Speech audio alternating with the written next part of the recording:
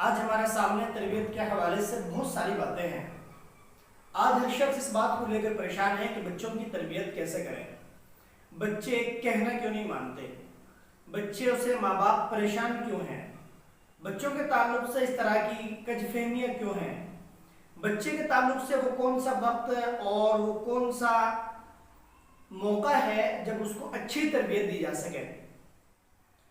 اور اس کی تربیت دینے کا طریقہ کار کیا ہو۔ یہ ایک بڑا اہم موضوع ہے آج اس زمانے کا، اور اس بات کو لے کر کے تقریباً بڑی تعداد میں لوگ پریشان ہیں کہ بچوں کی تربیت کس چیز کو ٹارگٹ بنا کر کریں، بچے کے سامنے وہ کون سی چیز فوکس کریں جس پر بچہ سب سے زیادہ دھیان دے اور وہ ہمارے لیے مستقبل میں چل کر کے ہمارے لیے نفع بخش ہو، ہمیں فائدہ پہنچائے۔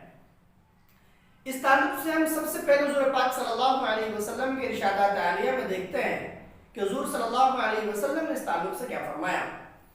حضور پاک صلی اللہ علیہ وسلم نے ہم سب کے لیے ایک بڑا عجیب نسخہ دیا اور ایک ایسی بات عطا فرمائی کہ اگر ہم اس پر عمل کر لیں اور بچے کو سانچے میں ڈھالنے کی کوشش کر دیں اور بچے کی تربیت اس ٹارگٹ کو سامنے رکھ کر کے کر لیں تو ایسا ہو ہی نہیں سکتا کہ بچہ ہمارے لیے مستقبل میں اور قوم کے لیے آگے چل کر کے ایک ایسا آدمی نہ بن سکے جس سے پورا معاشرہ فائدہ اٹھائے۔ حضور پاک صلی اللہ علیہ وسلم نے فرمایا احب الناس الی اللہ انفعهم للناس۔ یہ چھوٹا سا ایک جملہ ہے، بڑی حدیث ہے آگے چل کر کے، لیکن ایک جملہ ہے جو ہمارے اس کا موضوع ہے۔ حضور پاک صلی اللہ علیہ وسلم نے فرمایا کہ اللہ رب العزت کے نزدیک پسندیدہ ترین شخص وہ لوگ ہیں جو لوگوں کو سب سے زیادہ نفع پہنچانے والے ہیں، فائدہ پہنچانے والے ہیں۔ ہمیں بچے کی تربیت میں اس بات کو سب سے زیادہ ٹارگٹ بنا کر کے رکھنا چاہیے کہ اگر ہم بچے کے اندر یہ عادت پیدا کر دیں کہ بچہ اپنے فل ٹائم میں اس بات پر فوکس رکھے کہ بچے کو فائدہ پہنچانا ہے، بچہ اپنے آپ کو نافع بنا لے اور ہم بچے کو اس نافع بننے میں اس کے مددگار بن جائیں، اس کے معاون بن جائیں، یہ بچے کی تربیت کے لیے سب سے زیادہ فائدہ پہنچانے والی چیز ہے۔ بچے کے اندر نفع پہنچانے کی عادت کیسے پیدا ہوتی ہے، یہ ایک بڑا سوال ہے۔ ہم بچے کے تعلق سے جب بھی کوئی بات کریں، بچے کو اس بات پر فوکس کریں کہ ہم بچے کو دوسرے بچوں پر ترجیح نہ دیں، بلکہ ہم کبھی کبھی بچے کے تعلق سے جب کسی کو کوئی چیز دینا ہو تو ہم وہ چیز بچے کے ہاتھ سے دلوائیں۔ مثال کے طور پر آپ کو کوئی چیز صدقہ کرنی ہے تو آپ وہ صدقہ بچے کے ہاتھ سے کرائیں۔ آپ کو اپنے والدین کو کوئی چیز پہنچانی ہے تو آپ بچے کے ہاتھوں وہ چیز پہنچائیں۔ آپ کو اپنے پڑوس میں کسی کو کوئی چیز ہدیہ کرنی ہے، کوئی چیز پہنچانی ہے، آپ وہ چیز بھی بچے کے ہاتھ پہنچائیں گے۔ اور اسی طرح سے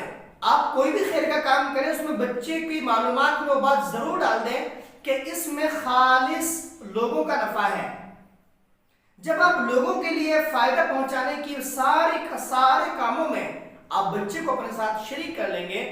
اور ہر وقت اس بات کے اوپر کوشش ہوگی آپ کی کہ آپ کا بچے نے آج دن بھر میں اپنے سے علاوہ کس آدمی کو فائدہ پہنچایا۔ آپ کبھی کبھی شام کے وقت جب بچے کے ساتھ بیٹھے اس سے بات کی پوچھ گچھ ضرور کریں کہ بیٹا آپ نے آج کس کو فائدہ پہنچایا، آپ اسکول میں گئے تھے، آپ نے اسکول میں کس کو فائدہ پہنچایا، آپ نے کسی کو پانی پلایا، آپ نے کسی کو اپنا کوئی بچہ ٹفن لے کر کے آیا تھا، آپ کے پاس کھانا تھا، لنچ تھا، آپ نے اپنے کھانے میں سے کسی کو شیئر کیا۔ ایسے گھر میں رہتے ہوئے بھی کوئی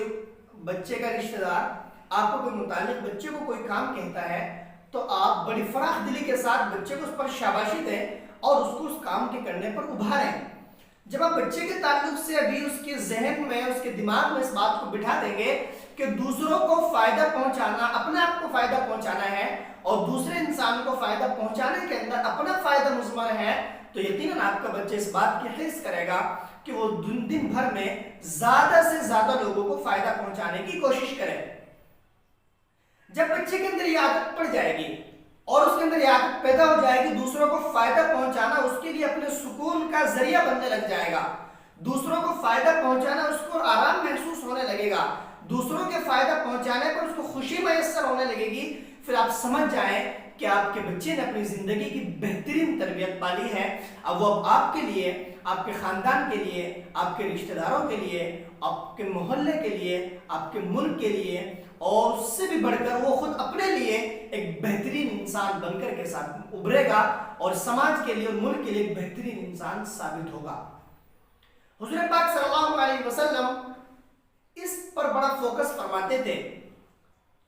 صحابہ کرام کے زمانے میں ہم دیکھتے ہیں کہ صحابہ کرام میں اپنے اوپر دوسروں کو ترجیح دینے کا عالم یہ تھا کہ خود اللہ رب العزت نے قرآن میں فرمایا وَيُؤْثِرُونَ عَلَىٰ أَنفُسِهِمْ وَلَوْ كَانَ بِهِمْ خَصَاصَةٌ، کہ وہ اپنے اوپر دوسروں کو ترجیح دیتے ہیں اگرچہ اس وقت بھی شدید ترین ضرورت ہے۔ یہ صفت اگر ہم نے آج اپنے بچوں کے اندر پیدا کر دی، آپ یقین مانیں ایک صالح معاشرہ قائم ہوگا، آپ کا بچہ ایک بہترین معاشرے کے ساتھ اپنے آپ کو پائے گا اور اس کے اندر اپنا کنٹریبیوٹ کرے گا، اپنا حصہ اس کے اندر ڈالے گا صالح معاشرے کو قائم کرنے میں۔ تو ہم سب کو چاہیے کہ ہم سب سے پہلے اس بات پر فوکس کریں کہ ہمارا بچہ دوسروں کے لیے فائدہ پہنچانے والا کیسے بن جائے۔ آپ کو یہ عادت ابھی سے ڈالنی ہے جبکہ وہ بچہ آپ کے پاس تربیت کے لیے ہے اور آپ کے پاس وہ ٹائم پیریڈ ہے ابھی جس میں آپ بچے کی تربیت کر سکتے ہیں۔ اس لیے کہ یہ ایسا نسخہ ہے کہ اگر آپ بچے کو نسخہ کیمیا دے دیں اور اس کی عادتوں میں شامل کر لیں، آپ یقین جانیں بچہ کبھی بھی اپنے آپ کو اکیلا محسوس نہیں کرے گا، بچہ کبھی بھی اپنے آپ کو دوسرے کے تعلق سے اس کی توقعات کے خلاف نہیں جائے گا۔ اس لیے کہ جب آپ بچے کو ہمیشہ فائدہ پہنچانے کی کوشش کرنے کی عادت ڈال دیں گے تو بچے کی امیدیں کم ہو جائیں گی دوسروں سے اپنا فائدہ پہنچانے کے ساتھ ساتھ۔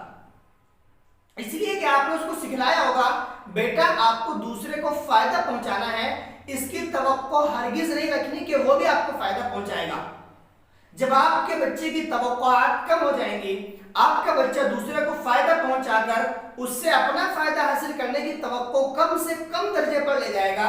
پھر اس کو چھوٹی چھوٹی باتوں کے کرنے کے بعد بھی خوشی میسر ہوگی اور وہ ایک خوشگوار زندگی گزار کر معاشرے میں ایک سارے انسان بن کر کے ابھرے گا۔ ہمیں چاہیے کہ ہم اپنے آپ کو اس بات پر فوکس کریں کہ بچے کو اس کی تربیت کے ساتھ ساتھ اس کو نفع بخش بنانے کی کوشش کریں۔